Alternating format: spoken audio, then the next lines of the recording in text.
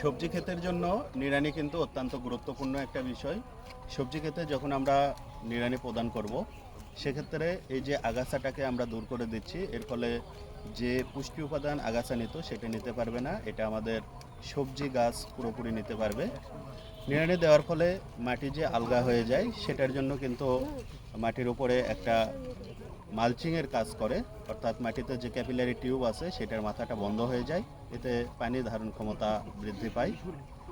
নিড়ানি যখন আমরা দেব, এই যে আগাছা যেটা ছিল এটা কিন্তু রোগ পোকামাকড়ের আবাসস্থল হিসাবে কাজ করে, সেটা বিনষ্ট হবে। মাটিতে মাইক্রো অর্গানিজম যারা বসবাস করতো এই নিড়ানি দেওয়ার ফলে তাদের অ্যাক্টিভিটি বেড়ে যায়, তাদের কার্যকারিতা বেশি হওয়ার কারণে মাটির যে পুষ্টি উপাদান এটা কিন্তু অ্যাভেলেবল ফর্মে বেশি পরিণত হয়। এছাড়াও নিড়ানি দেওয়ার ফলে আমাদের সবজি গাছের যে শিকড় রয়েছে এই শিকড়ের অ্যাক্টিভিটি বেড়ে যায়, অর্থাৎ তাদের মূলরুম দিয়ে খাবার গ্রহণের পরিমাণ বৃদ্ধি পায়, ফলে তারা দ্রুত খাবার নিতে পারে।